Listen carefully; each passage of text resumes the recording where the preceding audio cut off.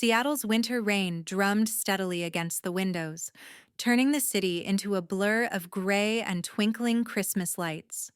From the living room, I could see the driveway clearly, the enormous white Lexus LX sitting there like a smug, overfed trophy, a ridiculous, oversized gold bow gleaming on top. Inside, my hands were wrapped around a ceramic mug. Be grateful. I read the cursive lettering on the side, my lips twitching. How poetic.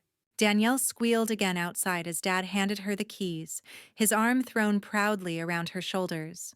Mom stood beside them, phone in hand, capturing every second for Instagram. The caption was already written on her face. So proud of our baby girl.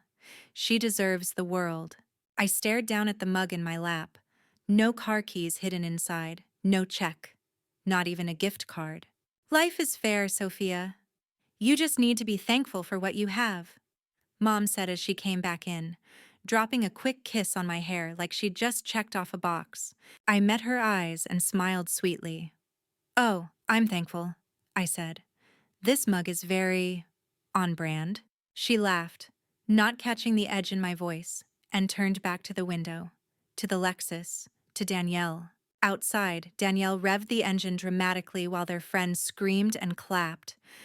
I watched her, the golden child in a leather jacket, soaking up all the validation like she'd earned every inch of that SUV. Something inside me tightened, then snapped. For years, I'd stood in that exact spot, on the sidelines, holding some symbolic consolation prize, telling myself it didn't matter, that I was above caring. But as that rain-soaked bow glistened over a car worth more than my entire student debt, I realized something very simple. This wouldn't end with me just swallowing it again. If they wanted to turn life into a competition, I was done playing the quiet loser. This Christmas, I finally understood something else. I didn't have to stay the forgotten daughter. I could become the problem they never saw coming. I wish I could say the Lexus was the first time the scales tipped. It was just the brightest, loudest, most insulting version of something I'd known my entire life. When Danielle was 17, she earned a fully funded summer program in Europe. That's how my parents told the story, anyway. They framed the acceptance letter, hung it in the hallway, and threw a goodbye party 2 weeks long. What they didn't say was that the tuition for her program cost more than my entire 4 years at community college. I still remember Dad's words when I asked if I could apply to a similar program the following year. We can't afford everything, Sophia, he said, sighing like I was being unreasonable. You're smart. You'll figure it out. Your sister just seizes opportunities better. Seizing opportunities, right. Meanwhile, I was working double shifts at a coffee shop, memorizing regulars' drink orders while my sister sent back photos of Paris balconies and fancy pastries. When Danielle turned 22, my parents surprised her with a condo downtown, an investment in her future. It was modern, glassy, with a view of the water and a concierge who probably earned more than I did. I was 24 that year, still living at home, rushing from unpaid internships to evening classes. When I got home exhausted and mentioned maybe moving out into a shared apartment with 3 roommates and a bedroom barely big enough for a bed, Mom had frowned. Why would you rush? She'd asked. You're saving money by staying here. Besides, you don't even know exactly what you want yet. Danielle has a clear trajectory.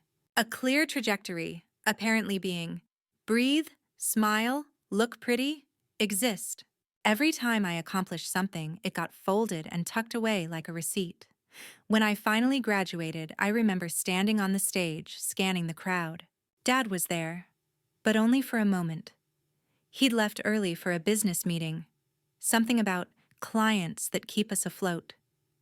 Danielle had shown up late, sunglasses still perched on her head. You did good, Soph, she had said, hugging me with one arm while checking her phone with the other. Now the real work begins, huh? Yeah, real work. The kind that didn't end with a ribbon-cut Lexus. Those weren't the only moments. There were smaller cuts, too. Danielle's birthdays that looked like mini-weddings. My birthdays that looked like afterthoughts. Her mistakes turned into learning opportunities. My minor missteps turned into lectures about responsibility. By the time this Christmas rolled around, the message couldn't have been clearer. We were both their daughters, but only one of us was their pride. And as I watched the Lexus glimmer outside like a monument to that truth, I felt the old ache shift into something sharper. Not just pain, intention. By evening, the house was glowing like a magazine spread, candles on the table, silverware perfectly aligned, turkey carved and drizzled with gravy. It smelled like home. It felt like a performance. Danielle sat at the head of the table, not technically in Dad's spot, but close enough that it stung. Her friends had stayed for dinner. Of course they had. Any excuse to orbit her. So the Lexus has this insane sound system, Danielle gushed, scrolling through her phone to show off photos from every possible angle. And the heated seats? Life-changing. I swear I could live in that car. I poked at my mashed potatoes. My mug, my very special Be Grateful mug, sat near my plate, the handle still glossy from where I'd faked excitement for Mom's camera. Mom nudged me. "Isn't it wonderful, Sophia? Your sister's really moving up in the world." Danielle smirked, not even bothering to hide it. "You should borrow it sometime. You know, when you're not working late or whatever." "Or whatever," I echoed, my tone flat. The conversation rolled on around me, all about Danielle's busy schedule, her big projects, and how hard she works. I tried to steer it, just once. "So, one of my clients at work." "That reminds me," Danielle cut in, laughing. "My boss said I'm basically the face of our new campaign. Can you imagine?" Laughter, compliments, admiring looks. My sentence died in my throat. I swallowed, feeling the usual burn in my chest. Normally, that's where it would end. I'd take a deep breath, swallow it down, and help with the dishes in silence. But tonight, the Lexus sat outside like a glowing accusation. The ridiculous bow burned behind my eyes. As dessert came out, Danielle pulled out her phone again and shoved it in my face. "Look, Soph. Isn't she beautiful?" She swiped to a video of herself posing with the SUV, laughing, hair curled just right. "Honestly, I think this car was made for me." "Yeah," I said. "Looks expensive." Danielle giggled. "Well, when you're worth it." She paused dramatically, then added, loud enough for everyone to hear. "Besides, at least you don't have to worry about rent. You get to live here for free. Some people would kill for that." My fork clattered against the plate. "What did you just say?" I asked. She gave me a sweet smile that didn't reach her eyes. "I'm just saying, you should be grateful. Not everyone gets parents this generous." A few chuckles, a few nods. My parents didn't say a word. That was the moment. Something icy slid into place in my chest. My voice, when it came out, sounded almost calm. "You're right," I said. "I should be grateful." I lifted my mug and studied the stupid cursive letters. "Grateful that you get a luxury SUV and a condo, and I get inspirational ceramics." The table went quiet. "Grateful," I continued, "that every time I've worked my ass off for something, it's been treated like a footnote, while yours gets a ribbon and a bow big enough to choke a reindeer." "Sophia," Mom warned, "let's not ruin—" "Ruin what?" I snapped. "The Danielle appreciation dinner?" Danielle's eyes flashed. "Wow, jealousy is such a bad look on you, Soph." "Jealous?" I laughed once, humorless. "I'm not jealous. I'm just done pretending this is normal." "You need to calm down," Dad said, his tone edged with authority. "This isn't the time." "There's never a time that works for you," I said. Because the second I open my mouth and it's not about praising Danielle, suddenly I'm dramatic or ungrateful. Danielle rolled her eyes. "Maybe if you actually did something worth praising, you'd get the same treatment." It was subtle. What happened inside me then? A shift? A reordering? I stood up from the table. My hands weren't shaking. My voice wasn't breaking. It felt like everything had finally clicked into place. "You know what?" I said. "You're right. If this is what love looks like in this house, maybe I really don't want it." And then I walked away. From the table, from the performance, from the version of me that always stayed quiet. Behind me, the room erupted into whispers and half-hearted protests. Danielle called my name once, sharp and annoyed, like I'd interrupted her show. She had no idea the show was about to change. I slammed my bedroom door and pressed my back against it, my pulse pounding in my ears. For a few seconds, I just stood there, sucking in air, feeling the weight of everything I'd said crash down on me. The old Sophia would have spiraled. What if I went too far? What if I made things worse? This time, another thought cut through. Good. My phone buzzed. Claire. Claire. Still alive? Me. Barely. Can you come over? I'm done being the punchline. Claire. On my way. When she arrived 20 minutes later, hair wet from the rain, I let it all spill. The Lexus, the mug, the comment about living here for free, the years of being the family's invisible extra. Claire listened, jaw clenched, eyes blazing on my behalf. You know this has never been about you not being enough, right? She said finally. It's about them deciding who's easy to pedestal and who's easy to ignore. I stared at her, fingers twisting the hem of my sweater. I'm tired, Claire. I don't just want them to understand anymore. I want them to feel it. The imbalance, the cruelty. I want them to pay for the way they've treated me like I'm optional. She sat forward. Then don't just confront them with feelings, she said quietly. Confront them with consequences. The word settled between us. Your parents own half of Thompson and Reed Foundation, right? She continued. They're obsessed with their reputation, always hosting charity galas, posting about giving back. Yeah, I said slowly. What about it? Claire's eyes sharpened. Danielle's condo, her lifestyle, the Lexus. Have you ever actually seen her pay for anything herself? I thought about it. About Danielle's vague explanations, side consulting, brand deals, investments that worked out. It never added up. But no one questioned her. They were too busy clapping. We track money for a living at my job, Claire said. If she's dipping into the wrong accounts, there will be a trail. A cold, focused clarity slid through me. You think she stole from the foundation? I asked. Claire shrugged. I think she's always been told rules don't apply to her. And people like that, they get sloppy. For the first time that day, I smiled. It wasn't a nice smile. What would we even look for? I asked. Internal transfers, unusual withdrawals, emails authorizing funds to partner accounts that don't exist, Claire said, already pulling out her laptop. Isn't your dad's login saved on the family desktop in his office? I blinked. He lets me send files from his email sometimes for work stuff. There you go, she said. We don't even have to hack anything. We're just checking on the truth they keep telling you doesn't matter.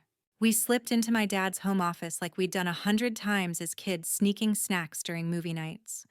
Only this time, the stakes were higher. I logged into his email. No password change. No two-factor authentication. Wow, Claire muttered. For a man who loves talking about security, this is embarrassing. We started digging. Transaction histories, internal memos, foundation site accounts. At first, it was just numbers, lines, dates. Then patterns began to appear. Repeated transfers from Thompson and Reed Community Fund to a shell entity labeled DR Consulting. Same initials, same dates as Danielle's big wins. One document, buried deep in a PDF, made my blood run cold. An internal report flagged an $87,000 transfer, marked as Emergency Outreach Allocation. There was no outreach, no press release, no follow-up reports. Check the receiving account, Claire said, her voice tight. We cross-referenced it with Danielle's emails. One popped up instantly. She'd forwarded the confirmation to her personal account with a single line. Told you I could make money appear out of nowhere. There was more. Voice messages she'd backed up to the cloud. Text threads where she laughed about Dad signing anything if you put enough buzzwords in it. In one recording, she giggled to a friend. Sophia? She's harmless. She'll never say anything. She's too busy trying to be the good daughter. That's what makes this so easy. Harmless, easy, forgettable. My jaw clenched so hard it hurt. Claire looked at me. We could send this anonymously to the board, to the press. We could, I agreed. But that wouldn't be enough. She smiled slowly. You want the explosion to happen in the living room, don't you? I nodded. I want them all in the same room, I said. Danielle, my parents, their friends, the people whose opinions they care about. I want them to watch the truth on a big screen they can't look away from. Claire closed her laptop with a soft click. Then we plan a show, she said. And this time, you're not the supporting character. The invitation was my idea. Late Christmas thank you dinner and Lexus celebration. Dad loved it. It pressed all his favorite buttons: gratitude, status, an excuse to parade success. Within days, the guest list was bloated. Extended family, board members from the foundation, donors, a few local influencers Mom adored, Danielle's friends, and a couple of prominent community leaders. Everyone should see how proud we are, Mom said, clutching the printed invitations. This is perfect, Sophia. I'm glad you're being supportive. Supportive, sure. Claire and I spent the week before the dinner building our presentation. On the surface, it was a highlight reel. Danielle's accomplishments, family milestones, foundation projects. Underneath, it was a loaded gun. We kept it on a USB drive labeled innocently, Family Slideshow, Sophia. The night of the dinner, the house glittered even more than on Christmas. The Lexus was parked front and center, spotless, the giant bow reattached like a crown. Inside, people mingled with drinks, complimenting the decorations and how grown up the girls look. Danielle floated through the crowd, radiant and smug, like a queen at her coronation. You look nice tonight, Soph, she said as she passed me, barely glancing at my dress. Thanks for helping set up. I know big events stress you out. Oh, don't worry, I said lightly. I've been looking forward to tonight. We ate. We laughed. We listened to Dad's speech about family and community and legacy. Then Mom clinked her glass. Before dessert, our Sophia has prepared something special, she announced. A little slideshow to celebrate this year and, of course, our Danielle's new car. Polite applause. Danielle smirked at me as if to say, finally, you're in your proper role, admiring me. Claire gave me a small nod from where she stood near the TV, remote in hand. The room dimmed. The first slide appeared, a photo of our family from years ago. My parents cooed, people laughed, a few ahs. The next slides were harmless. Baby pictures, birthday parties, shots of Danielle's high school graduation, my college ceremony, foundation events. Then, slowly, the tone shifted. A slide popped up with the Thompson and Reed Foundation logo and a title, Where Our Money Goes, A Year of Impact. Danielle preened. Oh, this is good, she said. This will look great on the foundation's socials. The next slide showed a breakdown of donations, grants, and outreach. Numbers, graphs, all polished. Then Claire clicked again. A new header appeared. Unlisted transfers, internal review. The room quieted. On the screen, a line item glowed in red. $87,000. Thompson and Reed Community Fund, DR Consulting, Emergency Outreach Allocation, no public record. Dad frowned. What is this? He muttered. Keep watching, I said. The next slide zoomed in on the receiving account, then cross-referenced it with another document. Danielle's electronic signature, approving the transfer under a fabricated project name. Someone near the back whispered, Is that Danielle's initials? Danielle laughed, a little too loudly. Okay, very funny, Soph. This is creative editing, but... Next slide, I said. An email appeared, projected large enough for everyone to read. It was from Dad's account, but the language was suspiciously unlike him, full of buzzwords and vague phrases. The timestamp matched the transfer date. Beneath it, highlighted in yellow, was a forwarded message from Danielle to her personal address. Told you I could make money appear out of nowhere. A murmur rippled through the room. Dad turned to Danielle slowly. "Did you write that email?" She opened her mouth, closed it, then forced a laugh. "This is completely out of context. Sophia's manipulating—" "Next slide," I repeated. The recording waveform appeared next. A play icon. Claire hit it. Danielle's voice echoed through the living room, clear and smug. "He signs anything if you throw in strategic outreach," she giggled. "Easy money. Honestly, if they're dumb enough not to ask where it's going, that's on them." A stunned silence. Then another clip. "Sophia? She's harmless. She'll never say anything. She's too busy trying to be the good daughter. That's what makes this so easy." My lungs felt tight, but my voice was steady. I stepped in front of the screen.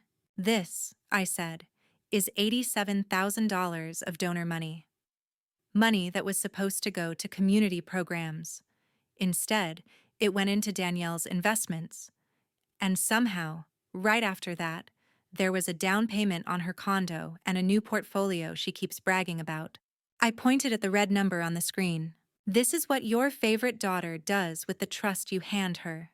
With the money people give you because they believe in your work," Danielle snapped. "You think you can stand there and judge me?" she shouted, stepping toward me. "You really think you can ruin me in front of everyone? This family will always love me more than you, Sophia. They always have." There it was, the naked truth. I felt a laugh bubble up, sharp, cold. "Love?" I said softly, then louder. "You call this love?" I turned, sweeping my gaze over the room. The donors, the board members, the relatives, the strangers my parents desperately wanted to impress. "Let me show you how much that love is really worth." I gestured to the screen. Claire clicked again. A final slide appeared. A timeline connecting Danielle's big wins with suspicious transfers, emails, and documents. The Lexus invoice was highlighted at the end, paid via a credit line backed by the foundation account Danielle had been siphoning. "Here," I said. "This is the car you're all here to celebrate." My voice didn't tremble. "This is the $87,000 Danielle pulled from the charity fund to play the stock market, then bragged about as self-made money. This is the condo she earned. This is the princess you built while you told me to be grateful for scraps." The room erupted. People whispered, gasped, pulled out their phones. A board member stood up, face flushed. "Brian, we need to talk about this. Immediately." Dad looked pale, eyes darting between the screen and Danielle. "Tell me this isn't true," he said hoarsely. "Tell me you didn't sign my name on these approvals." Danielle's facade cracked. I just moved some things around. It was temporary. I was going to fix it." Mom grabbed her arm. "Danielle, please tell me you didn't—" "Everyone calm down," Danielle snapped. "You're overreacting. Sophia doctored this. She's always hated me. She's just jealous." I stepped closer, lowering my voice. "Jealous?" I repeated. "No, I'm just done being your alibi." For the first time in my life, I watched my parents look at me. Not through me, not past me, at me. And in their eyes, I finally saw it. Fear. Things moved quickly after that. Board members demanded emergency meetings. Donors wanted answers. One of Mom's influencer friends posted a vague story about a shocking breach of trust at a charity dinner, subtle enough to avoid legal trouble, pointed enough to stir gossip. By New Year's, the Thompson and Reed Foundation was under formal investigation. Auditors combed through years of records. Every missing dollar had to come from somewhere. Every shortcut, every quiet approval, every emergency transfer. Most roads led back to Danielle. The $87,000 was only the most obvious example. There were smaller amounts, spread over months, all routed through cleverly named shell accounts. Claire had been right. Once Danielle realized no one was watching, she got sloppy. The fallout was brutal. The company lost one of its biggest contracts when clients pulled out, pending clarification. Another partner suspended collaboration until internal issues were resolved. To cover the holes, my parents had to liquidate assets. The condo they'd given Danielle was the first to go. "I'm not leaving," she screamed the day the notice came. "You can't just take it back." "It was never really yours," Dad said hollow.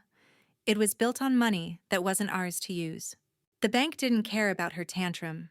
The condo went on the market within weeks. The Lexus was next.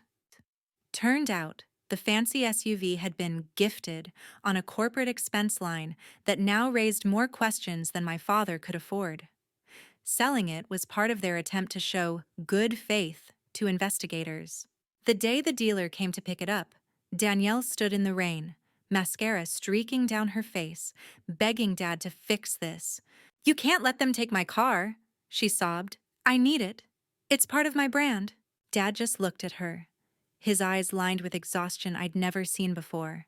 "It's not just your car that's gone," he said. "It's our name." Her friends started to distance themselves, one by one. Group chats went silent. Social media comments turned from heart emojis to question marks and side-eye reactions. Screenshots of the projected emails mysteriously made their way online. People speculated. Some defended her. Most didn't. "She's a fraud. She stole from a charity? Imagine being that entitled." Danielle went from our local success story to that girl who scammed donors in a matter of weeks. There was a night when I passed by her room, door slightly ajar, and saw her sitting on the floor, phone dark, staring at nothing. For a brief, almost painful second, the old reflex flared up. The urge to go in, to comfort her, to fix it.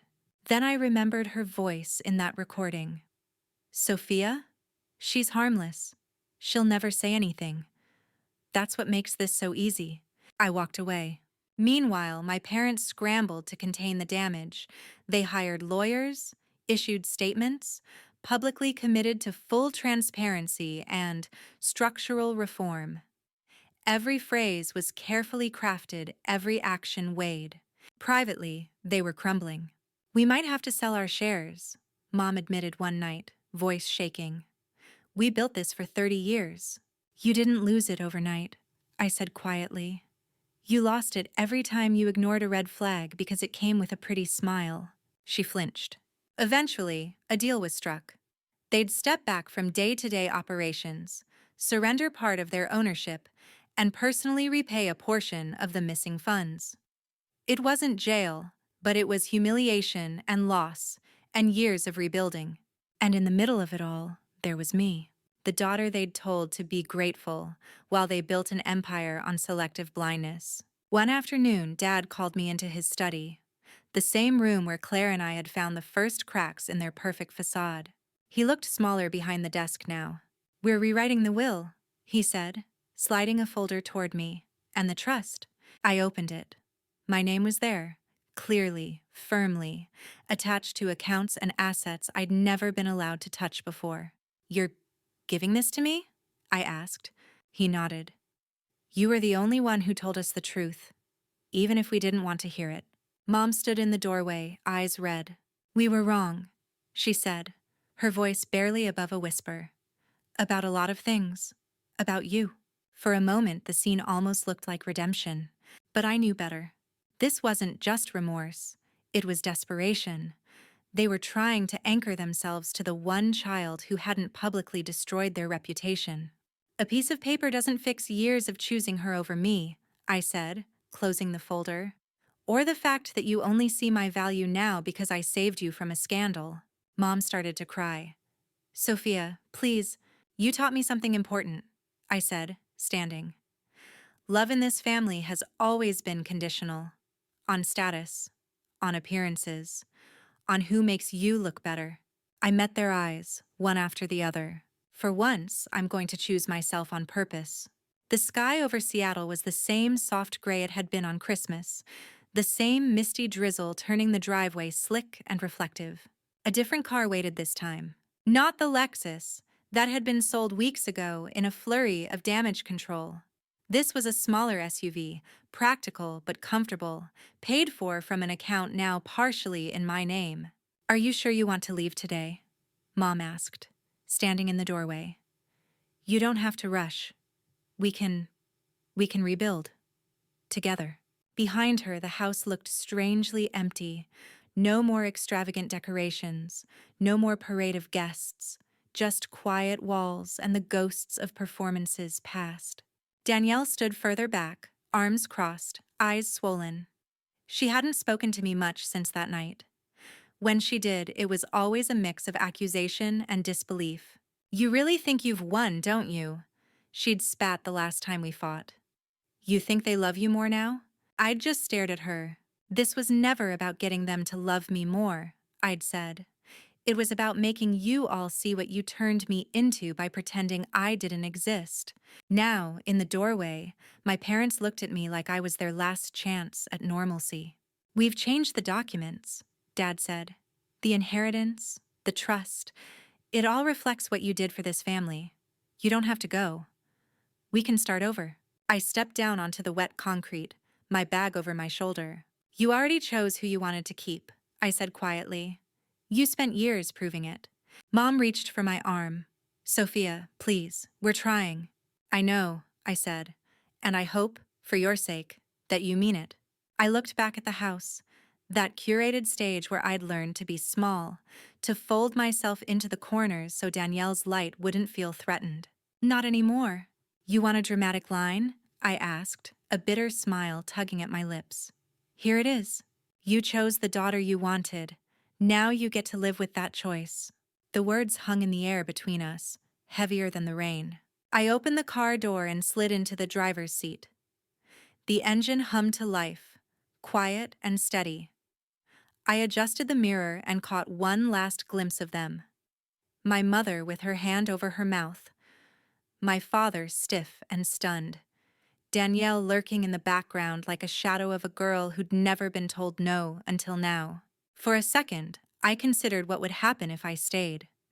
If I let them rewrite the story with me as the loyal savior, the good daughter who forgave everything. Then I remembered the mug. "Be grateful." I shifted the car into reverse. As I pulled away, the rain blurred them into silhouettes. The house, the driveway, the memories. All of it shrank in the rearview mirror. I wasn't naive enough to think driving off made everything magically okay. The scars were still there. The years of being overlooked didn't vanish just because I'd finally forced them to look at me. But for the first time, the road in front of me belonged to me. Not as Danielle's lesser reflection, not as my parents' convenient afterthought. Just Sophia, the girl they thought was harmless, the one who finally stopped being their victim and became the storm. And if anyone ever asked me, years from now, when everything really changed, I'd probably smile and say, "It started with a Lexus, a mug, and a family that mistook my silence for weakness." They'd never make that mistake again.